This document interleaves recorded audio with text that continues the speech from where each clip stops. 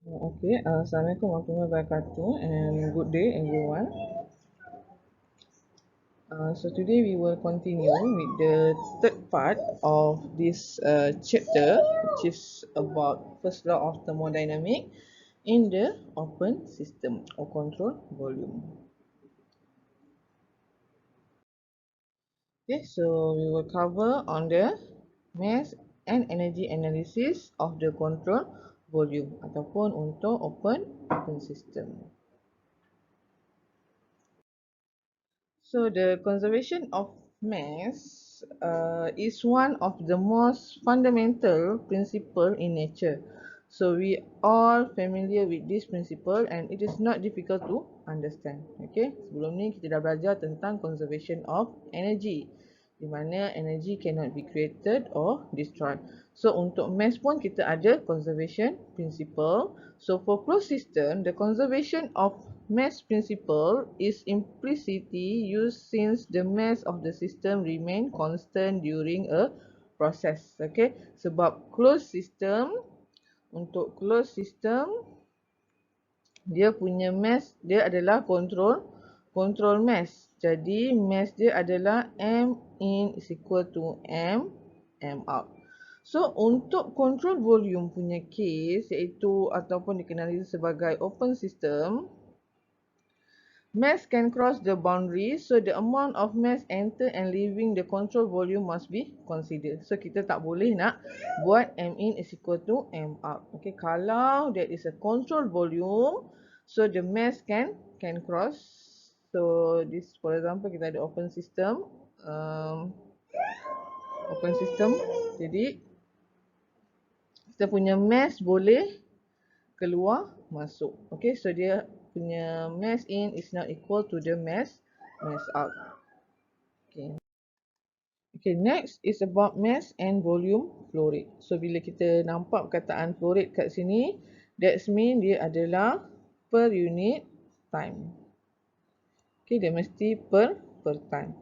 So mass flow through a cross-sectional area per unit time is called the mass flow rate. Okay, mass flow rate ni adalah mass flow through a cross-sectional area per unit time.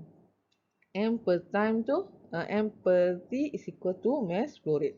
So basically it will indicate using this dot.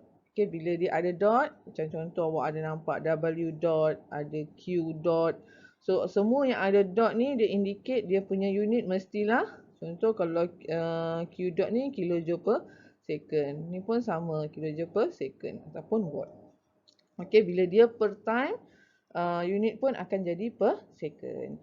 So if the fluid density and velocity are constant over the flow cross-sectional area, the mass flow rate is equal to rho AV. Di mana kita tahu rho is equal to M per V besar. Dan specific volume dia adalah sama dengan V per M. Jadi kalau kita lihat dekat sini, dia adalah sebalik daripada this specific V ni, dia adalah 1 sama juga dengan 1 over rho. Okey, sebab kita tahu rho adalah V per mass per V kan. So kalau kita jadikan 1 per rho, dia akan jadi V per mass. Okey. So bila kita substitute in this equation rho AV, kita akan dapat AV over V kecil. So V kecil jangan confuse This V kecil is a specific volume. Okay, bukan velocity. Pelajar selalu confuse. Dan V besar barulah velocity. And then this A adalah area. Okay, so the unit for this M dot mestilah kilojoule per second. Okay, sebab dia ada dot dekat sini. Bila dia ada dot, ingat dia mesti per time. Okay, kalau awak keluarkan daripada rumus ni, dia punya unit pun M dot is equal to AV over V kecil kan. So A ni adalah M squared times dengan meter per second negative 1 and then bahagi dengan meter cube. So meter cube per kg kan. So this meter cube boleh cancel semua M. So akhirnya awak akan dapat unit dia adalah kg per second. Okay, so tu adalah unit untuk M dot.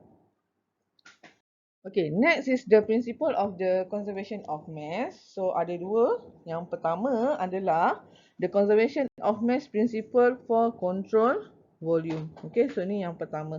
So bila dia cakap dia adalah control volume. Okay, that equipment ataupun alat tu dia adalah control volume. So M in is not equal to the M out.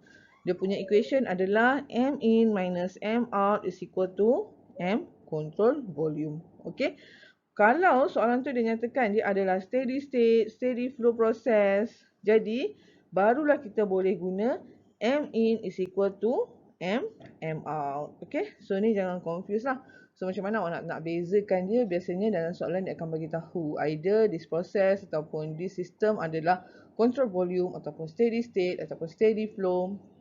So kat situ awak boleh identify which equation you need to use. Ingat kalau dia steady state ke control volume, kalau dia steady state steady flow, so dia punya M in is equal to M out. Kalau dia bukan steady state dan dia adalah control volume, biasanya kalau control volume memang dia akan mention this system tu, proses tu adalah control volume.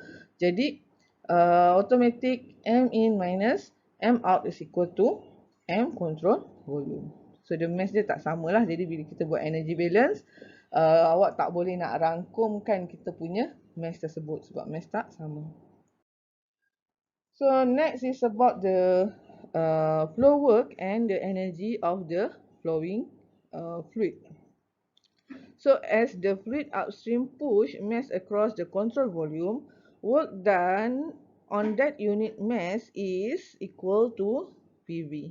Okay, bila dia dalam keadaan control volume, jadi work done dia akan jadi sama dengan PV.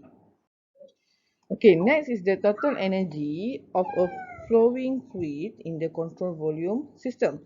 So the total energy carried by a unit of mass as it cross the control surface ataupun control volume surface system, dia jumlah energinya adalah sama dengan internal energy, flow work, potential energy and kinetic energy. So previous slide menunjukkan dia punya work adalah sama dengan PV. Jadi that's why kat sini adalah PV. Dan kita tahu juga U plus PV ni dia adalah sama dengan H. Okay, so that's why untuk control volume punya sistem ataupun open system ni, kita lebih menggunakan H berbanding U. Kalau closed system, kita banyak guna U, kan? Kecuali untuk piston yang dia punya work boundary equal to PV tu, barulah kita akan gunakan H, kan? Tapi untuk case closed system, open system, memang dia menggunakan H. Okay, kenapa? Yang macam tadilah daripada previous tadi, di mana dia punya flow work untuk fluid yang dalam case control volume ni, dia adalah sama dengan PV. Okay, dan kita tahu U plus PV dia akan jadi H. So dia ada dua case juga. Yang pertama adalah case untuk control volume. So bila soalan tu dia cakap dia adalah control volume, so ingat bila control volume, M in minus M out is equal to MCV. So M tu tak sama. Jadi dia punya equation energy balance, M tu tidak boleh di-combine.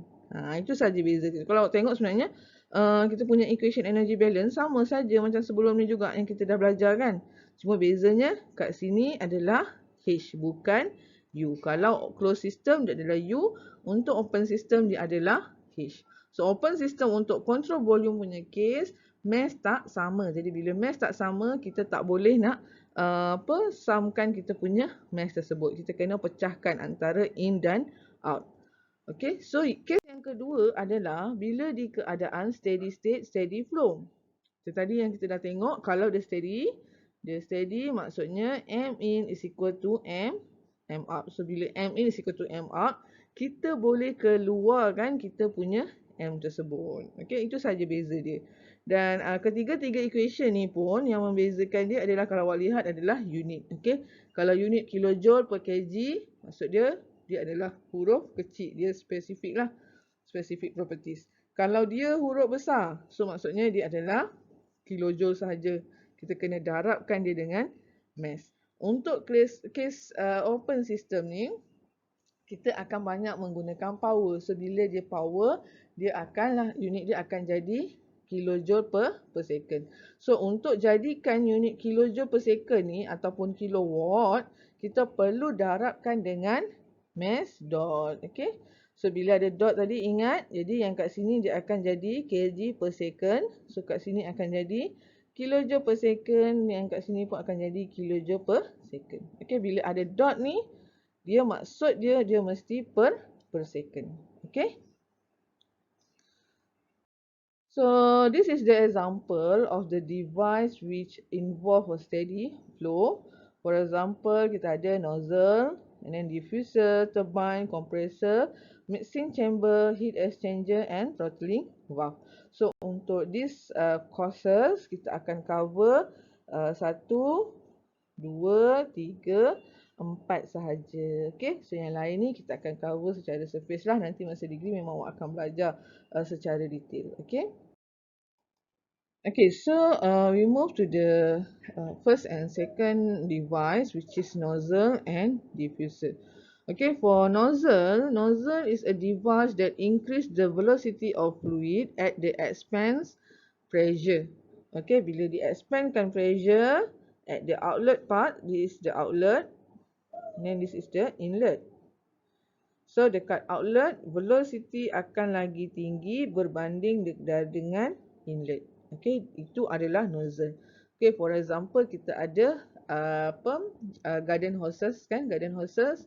Kalau awak makin kecilkan lagi hose punya size yang kat depan, dia punya velocity akan lagi laju. Okay, itulah function untuk nozzle. Untuk diffuser, dia adalah device that increase pressure of a fluid by slowing it down. Jadi dia akan increase pressure dekat depan. Okey, dekat inlet dia, pressure dia akan bertambah. Macam tadi, pressure bertambah dekat outlet. So untuk diffuser dia sebaliknya. Okey, dia sebalik dengan nozzle. Jadi bila dia pressure tinggi di inlet, jadi velocity inlet akan lagi tinggi berbanding dengan velocity outlet. Okey, dan kalau kita tengok juga dia punya area pun, area untuk inlet akan lagi kecil berbanding dengan area untuk outlet. Okey, sama juga macam kes nozzle, area outlet lagi besar berbanding area inlet. Okey, so sebenarnya relationship antara A, B tadi awak boleh tengok daripada mana? Kita boleh tengok daripada M tadi kan. So M is equal to VA over V kan. Jadi bila V ni tinggi, jadi A akan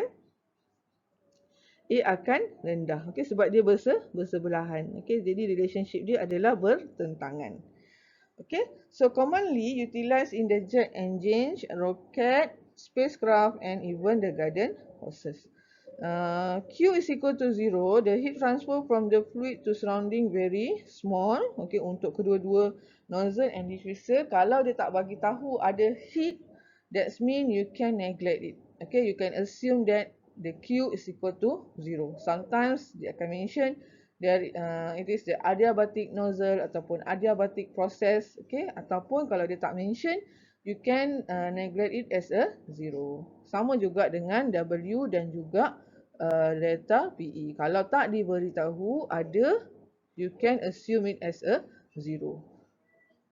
Okay, so energy balance untuk nozzle dan diffuser adalah sama. Okay, so sama juga macam sebelum ni kita belajar Q net in minus Q net out. W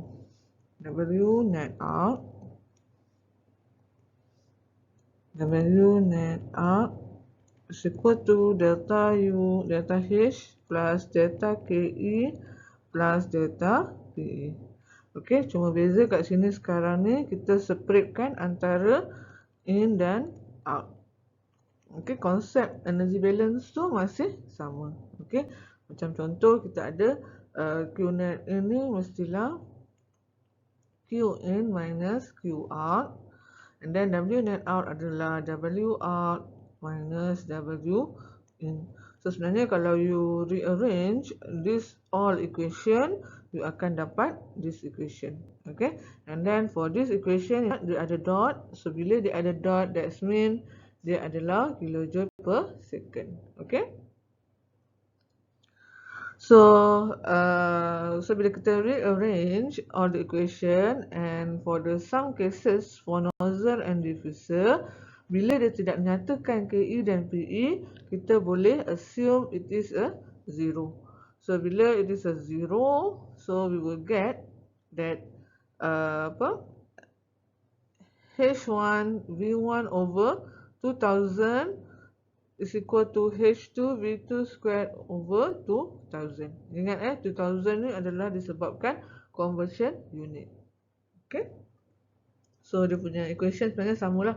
So energy balance untuk open system pun kita kena tengok pada question. So kalau question tu dia cakap semua tak ada, so is equal to 0. Kalau ada, so you kena cari ataupun gunakan that value.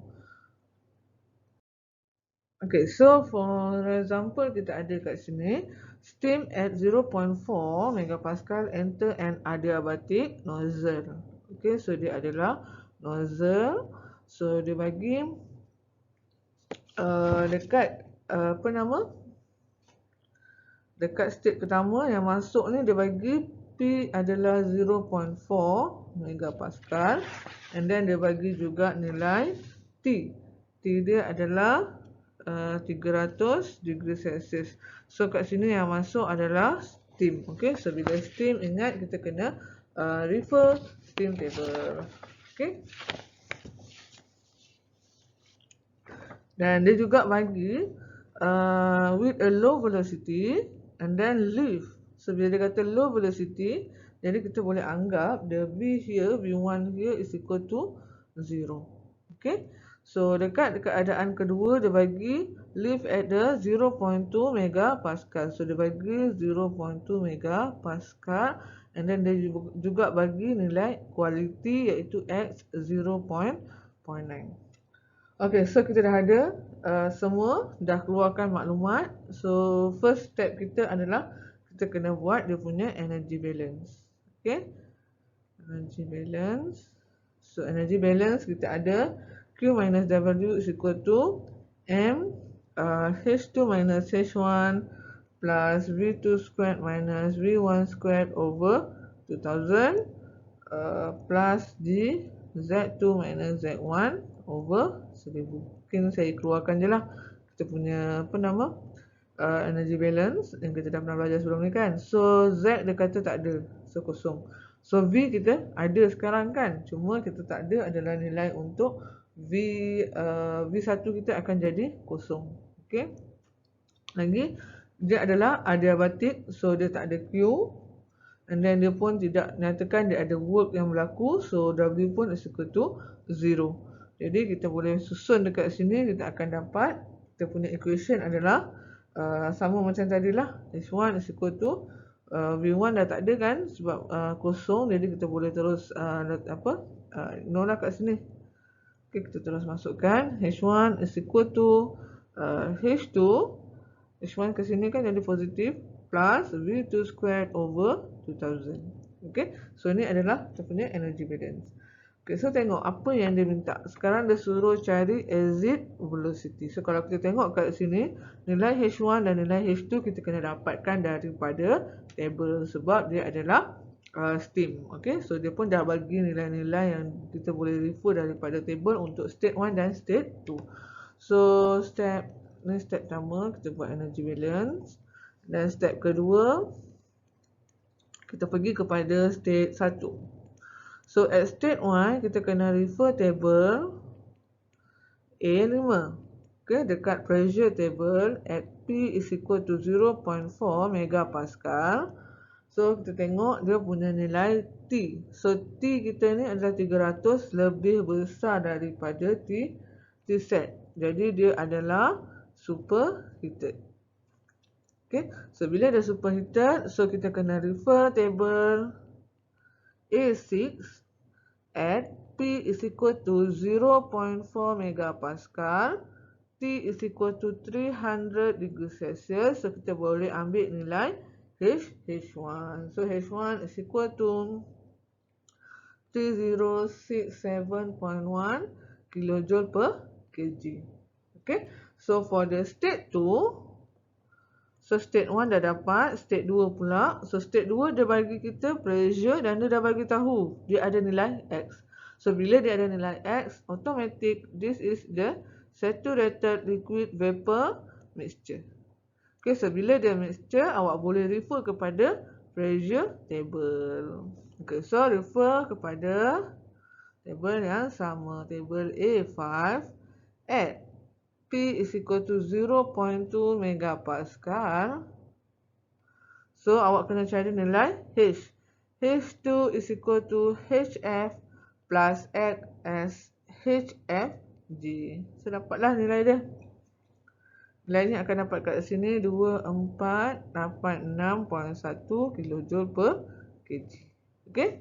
So lepas dah ada nilai H2, dah ada nilai H1, so you can get nilai velocity at the outlet of the nozzle by using energy balance. So masukkan nilai lah. H1 is equal to H2 plus V2 squared over 2000. So masukkan nilai. So ni step 3 step 3. So H1 tadi adalah 3067.1 sama dengan 2486.1 tambah V2 squared over 2000. So V2 squared akan dapat 1078 meter per square. Okay. So itu saja. So ni adalah solution untuk that problem lah. Okay. So next example. So saya tunjukkan, saya explain tentang example and then dia pun ada jawapan dia lah yang awak boleh refer lagi. Okay. So next example is about the diffuser. So diffuser dia besar keluar, kecil yang masuk. Masuk ni kecil, yang keluar adalah besar. Okay. So dia bagi kat sini air. So bila air, ingat dia kena guna ideal gas law. So dia bagi condition yang pertama, T1 is equal to 10 degree Celsius, P1 is equal to 80 kilopascal, dan ada nilai V1 is equal to 200. Lagi dia bagi inlet di diffuser is equal to A1 is equal to 0.4 meter square. And then dekat state 2 dia hanya bagi tahu the velocity is very small. Jadi kita boleh anggap V2 is equal to 0. Okay, itu saja maklumat yang diberi. So dia suruh cari mass flow rate of the air and the temperature of the air leaving the diffuser. So dia nak T kat sini berapa, T2, dan juga mass flow rate berapa. Okay, so kita tahu equation untuk mass flow rate yang sebelum ni kita dah tengok is equal to VA over V kecil. Betul? Jadi V kat sini adalah velocity. Jadi A adalah area, V kecil adalah specific volume. So daripada relationship, sebab ni adalah ideal gas law. So kalau awak tengok dekat state pertama, semua value dah ada. Nilai ni ada, nilai ni ada. So ini kita boleh cari. Okay, sebab dia dah ada nilai TPV. So kita boleh guna PV. Kita ada PV besar is equal to MRT. So bila M pergi ke V ni, kita akan dapat PV kecil is equal to RT.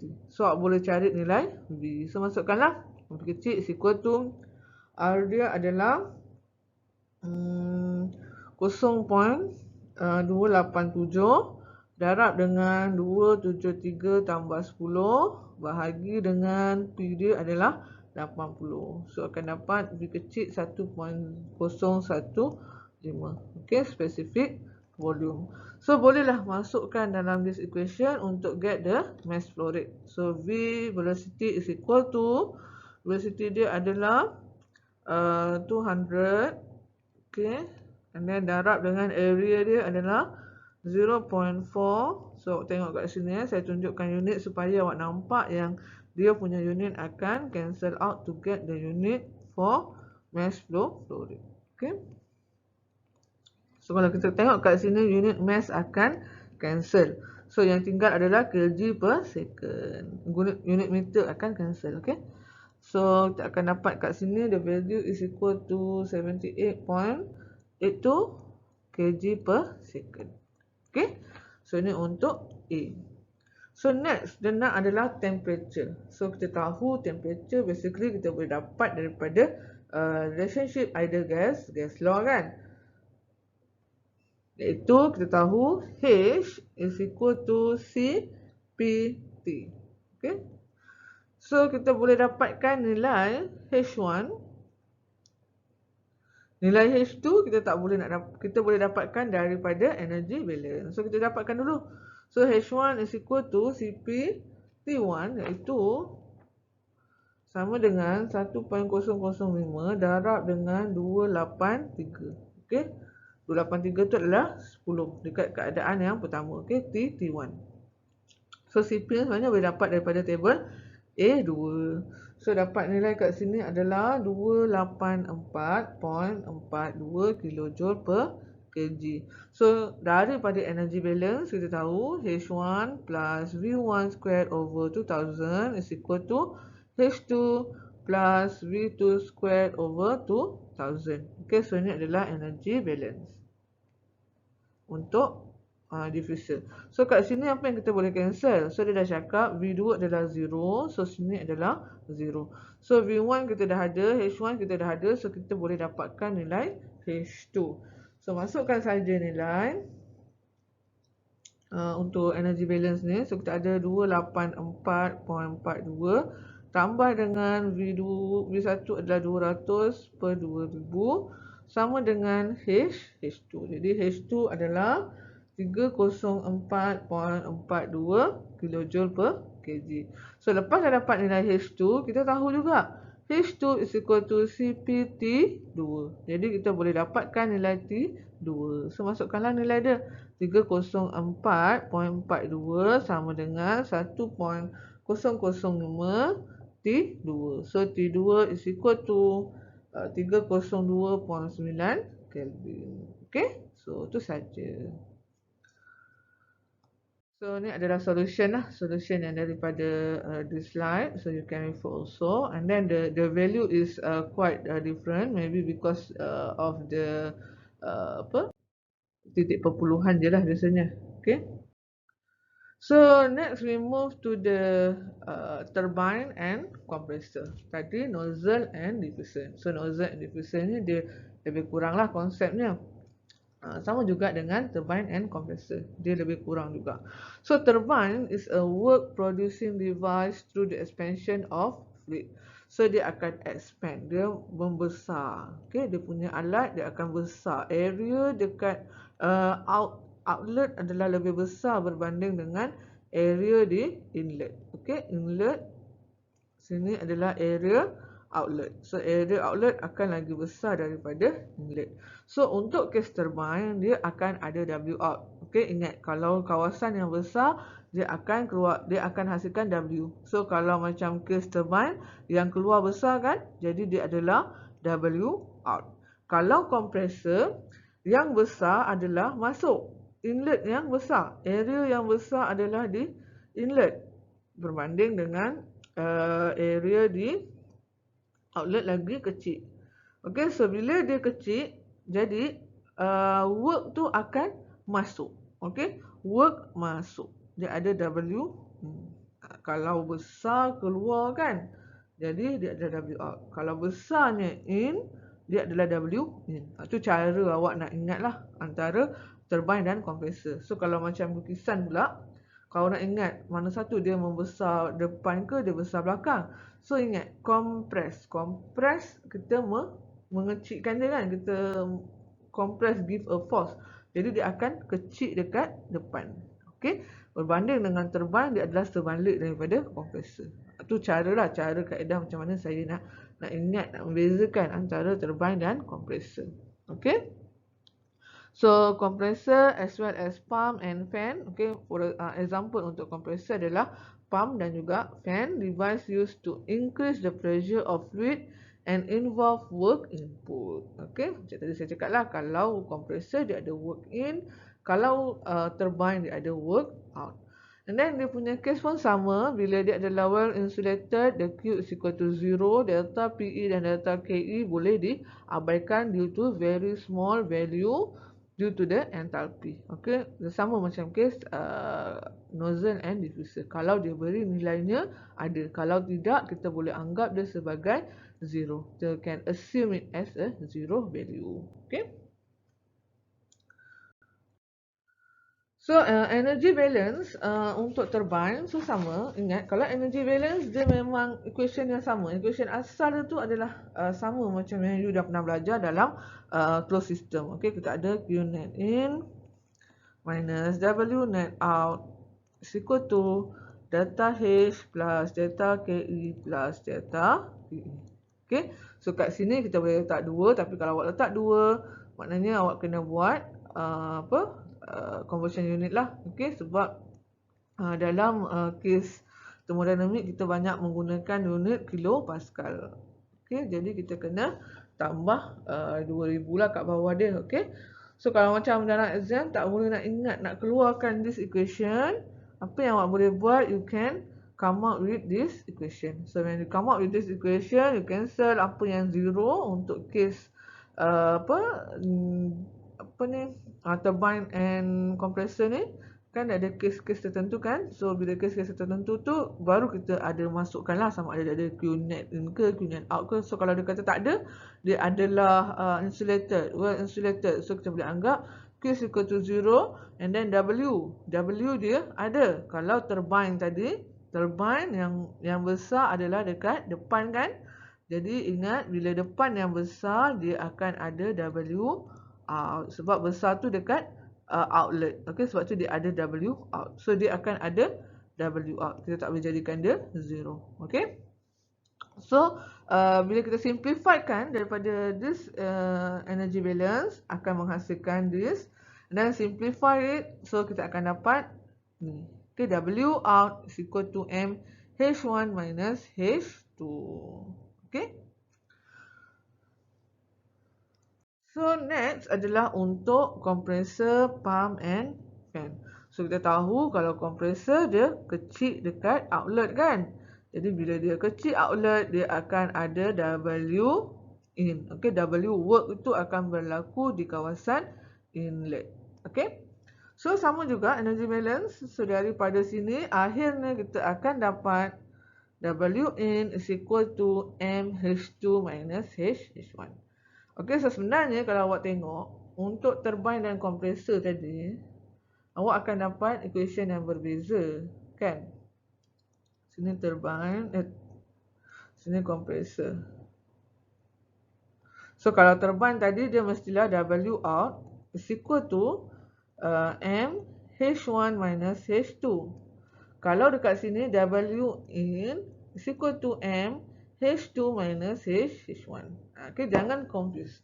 Sebenarnya kalau awak derive from the main energy balance kan, kita ada Q net in minus W net out is equal to delta H plus delta KE plus delta PE. So kenapa dua ni boleh jadi berbeza? Sebab awak tengok kepada W ni. Kita tahu W net out ni dia adalah, kalau ikut equation dia sebenarnya W out minus W in sama dengan delta H. Okay, bila kita anggap ni kosong, sini pun 0, so kita akan dapat this equation. So sebenarnya daripada this equation dia rearrange saja. Kita rearrange this equation, sebab tu kita akan dapat bila sini W out kan positif, kat sini negatif. Betul tak? Jadi bila kita nak jadikan ini positif, so negatif ni kita bawa ke sini. Bila kita bawa ke sini, sebenarnya kita akan dapat sebenarnya macam ni tau. Negatif W out kan is equal to H2 minus H1. Jadi kalau kita nak jadikan ini positif, kita akan dapat W out is equal to H1 minus H2.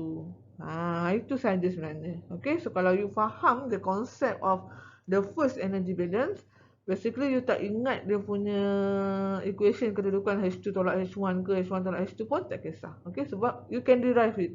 Okay, so sama juga untuk W in. So W in kat sini kalau tengok dia adalah minus.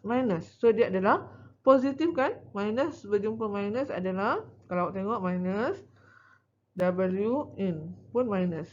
Okay, is equal to H2 minus H1. Jadi minus bertemu dengan minus, dia akan dapat W in is equal to H2 minus H1. Okay, that is the equation. So ni selalu tersilap adalah terbalik lah. Pelajar confuse mana satu kan. So kalau macam awak rasa cara nak hafal tu susah, so you can derive it yourself. Okay, macam mana you nak derive, you ingat yang ni je, ingat yang energy balance tu saja. Okay, so you can apply untuk turbine dan compressor. Okay, so next is the example. So kat sini dia kata the power output of an adiabatic steam turbine. Okay, so kita ada turbine besar dekat depan. Okay, so dia akan ada W out sebab besar di outlet. Okay, so kita akan ada state 2 dan sini adalah state 1.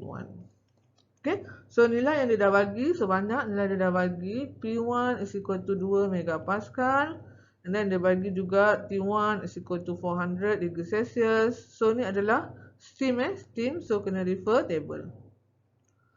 So T adalah 400, lagi dia bagi nilai velocity adalah 50, and then dia ada bagi Z. Okay, nampak? So in this case dia bagi ada elevation, so you tak boleh anggap dia sebagai 0. Okay, dia ada value kat situ. So dekat state 2 dia ada bagi P2 is equal to 15 kilopascal, and then dia bagi juga nilai X. Jadi dekat state 2 ni dia adalah saturated liquid vapor mixture. Okay, saturated liquid vapor mixture. Dan dia bagi juga nilai V2 180 dan juga nilai Z. Okay, nilai Z. So dia ada elevation. Z is equal to 6 meter. So dia dah kata adiabatic, jadi memang Q is equal to 0. So kita punya, lagi dia bagi. Okay, dia kata power output. So dia dah bagi nilai W dot. W dot out is equal to 5 megawatt. Okay, so ni semua adalah maklumat yang diberi dalam question. So lepas dah keluarkan maklumat, step yang pertama adalah you kena buat energy balance. Okay, so energy balance sama. So kita ada Q net in minus W net out is equal to delta H plus delta KE plus delta PE. So kita tak boleh ignore KE dan PE sebab dia kata ada. Okay, and then Q is equal to 0 dan kita hanya ada W out. Jadi kita punya energy balance akan dapat macam mana? Negative W out is equal to M H2 minus H1 plus V2 squared minus V1 squared over 2000 plus GZ2 minus Z1 over 1000. Okay, so ni adalah kita punya energy balance. Okay, so kita lihat pula dia punya soalan. So dia nak adalah determine the work done per unit mass of the steam flowing through the turbine and calculate. So dia nak work done per unit mass. Jadi work kecil, W kecil sebab dia adalah per unit kg. Dia nak kilojoule per kg, and then dia nak mass flow rate. Nak mass flow rate berapa, dan dia juga suruh cari delta H berapa, delta KE berapa, delta PE berapa. Okay, so untuk yang tiga ni mudahlah sebab dah ada semua nilai kan. So untuk H saja kita kena cari. So nak cari kat mana? So kita boleh cari dekat table. Okay, so ni step yang pertama, step first. And then step kedua, kita kena cari apa? Pergi dekat state 1. State 1, refer pressure table A5 at P is equal to 2 megapascal. So check nilai T 400 tu. So kita lihat T tu dia adalah lebih besar daripada T set at P 2 megapascal. Dia lagi besar. Jadi dia adalah superheated. So refer table A6 at P is equal to 2 megapascal and T is equal to 400 degrees Celsius. So awak kena ambil nilai H1. H1 is equal to 3247.6 kilojoule per kg. Okay. So lepas dah dapat nilai H1, kita boleh dapatkan nilai H2 sebab nilai ni semua dah ada. Kecuali nilai H kan. So nilai H2 pun kita kena refer table. So dekat state 2 sama juga refer table A5 sebab dia bagi pressure kan. So at P is equal to 15 kilopascal. So nilai kita punya H2 is equal to HF plus X HFG. So masukkanlah. So you akan dapat nilai dia adalah H2 adalah 2361.73 kilojoule per kg. Okay. So lepas dah dapat nilai H, so bolehlah kita nak cari step 3. Saya letak kat sini. So kita akan dapat nilai delta H is equal to H2 minus H1. And then delta KE adalah V2 squared minus V1 squared over 2000. And then delta PE adalah G Z2 minus Z1 over 1000. Okay, so kat sini akan dapatlah. So masukkan saja nilai sebab semua nilai dah diberi. Jadi kat sini akan dapat negatif 885.87 kilojoule per kg. Dekat sini akan dapat 14.95 kilojoule per kg. Dan di sini akan dapat negatif 0.04 kilojoule per kg. Okay.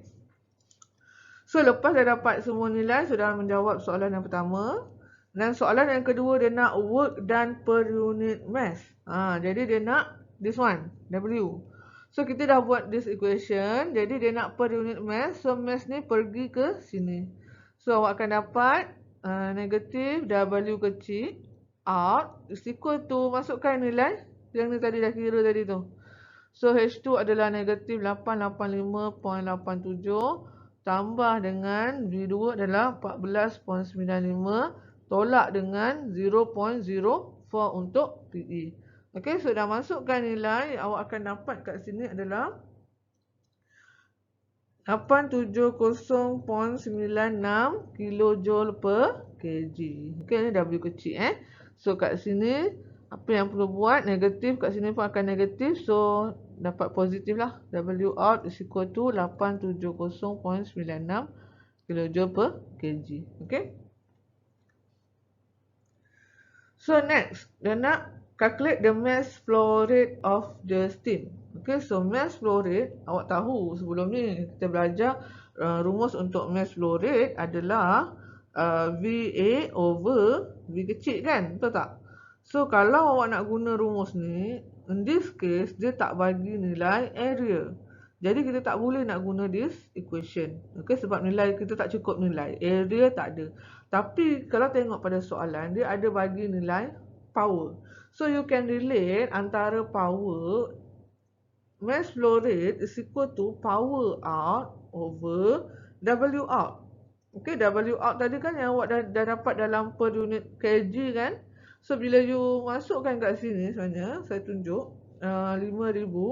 Okay, ingat dia bagi adalah 5 megawatt. Tapi kita kena convert. Kita banyak guna kilojoule. So kilojoule, jadi awak kena convert jadi 5000 kilojoule per second. Okay, watt kan joule per second. Jadi kalau kilojoule per second, jadi dia akan jadi 5000 kilojoule per second. So bahagi dengan yang tadi adalah 870.96 kilojoule per kg. So awak tengok kat sini, kilojoule akan cancel out dan kg naik atas. So akhirnya awak akan dapat unit kilogram per second. Okay.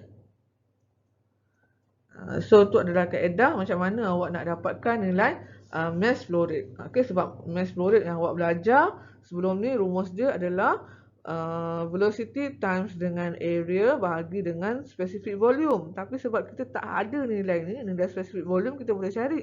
Tapi nilai area kita tak ada. Jadi sebab itulah kita gunakan correlation antara power dan juga work. Okay, daripada situlah awak boleh dapat berapa nilai mass flow rate. Okay, so ni pun sama adalah solution. Awak boleh lihat balik. Okay, next example adalah compressor. Okay, tadi adalah turbine. So this one compressor. So compressor compress. So dia kecil di depan. Bila kecil di depan, yang besar dekat belakang. So dia akan ada W di bahagian inlet. Okay, ni kaedah macam mana you nak ingat. Sama ada device tu dia ada W in ataupun W out. Okay, so given here at state 1 adalah P, so dia adalah air. So air you kena guna ideal gas law. So P1 is equal to 100 kilopascal, T1 is equal to 280 Kelvin. Compress steadily to the at state 2, P2 is equal to 600 kilopascal and T2 is equal to 400 Kelvin. Okay, and then the given juga mass flow rate is equal to 0.02 kg per second.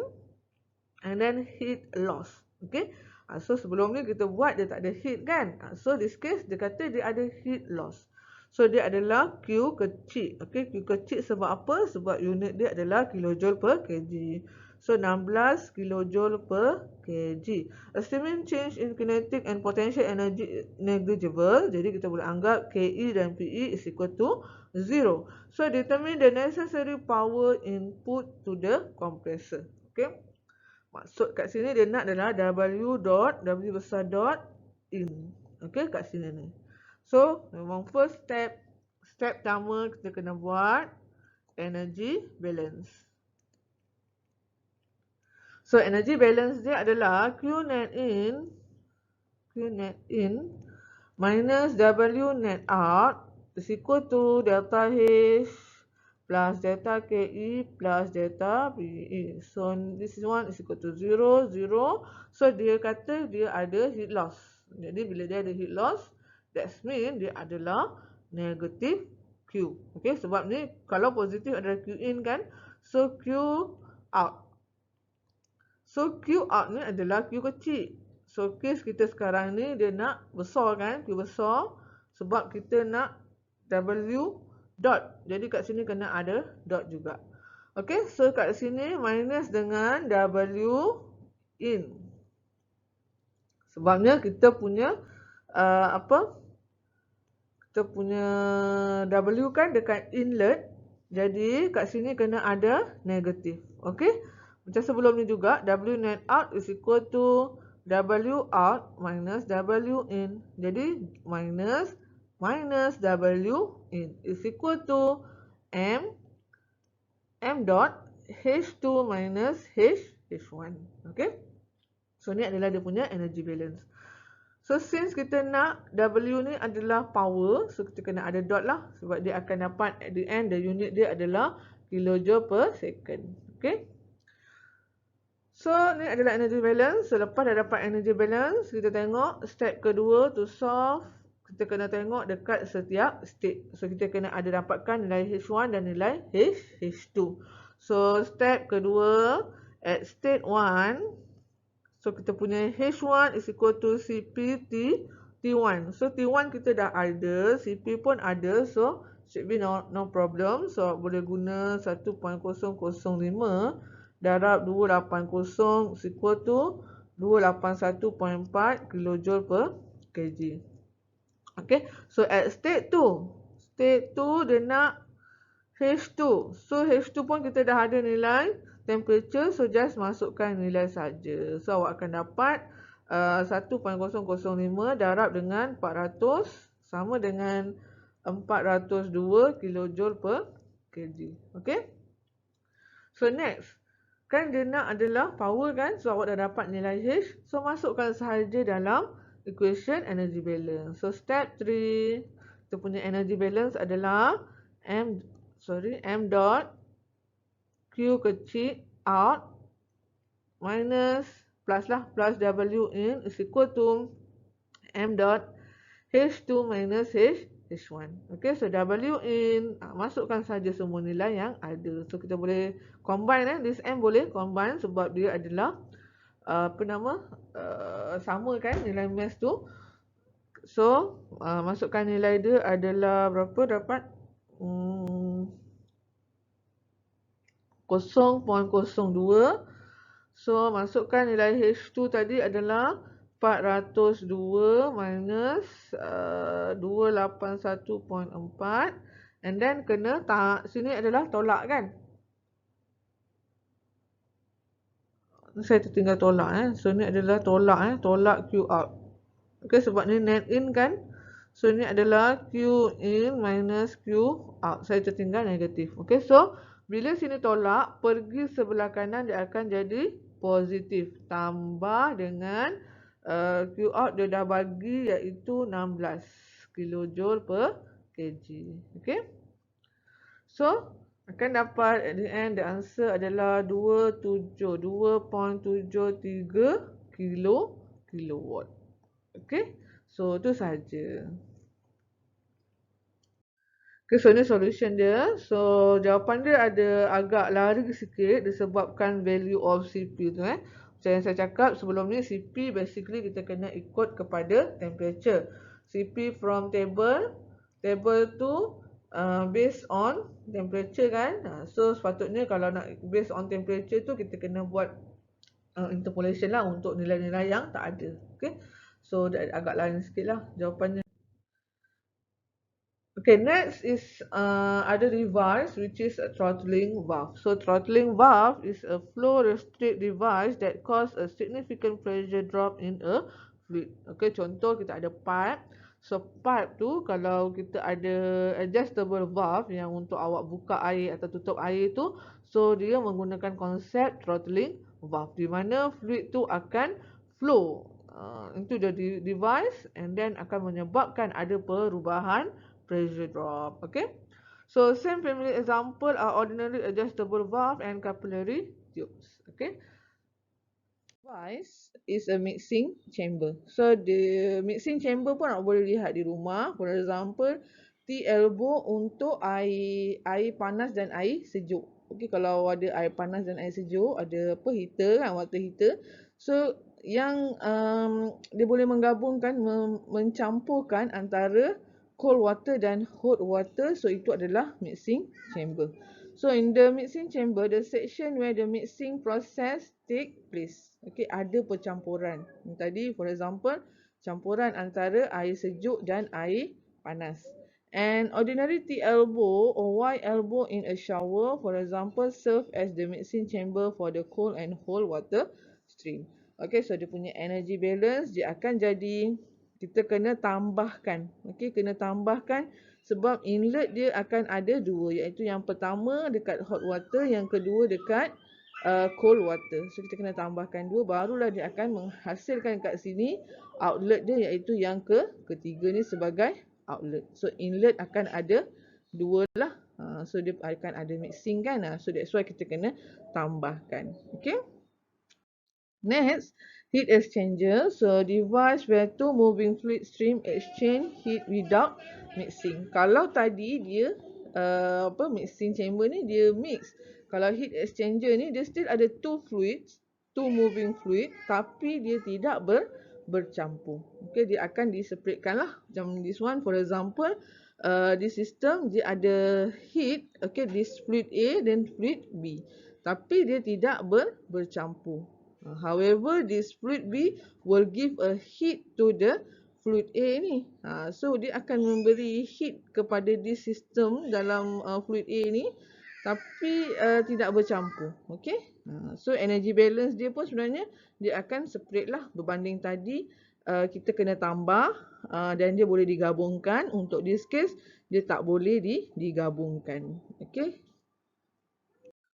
Okay, so that's all for this chapter. So thank you.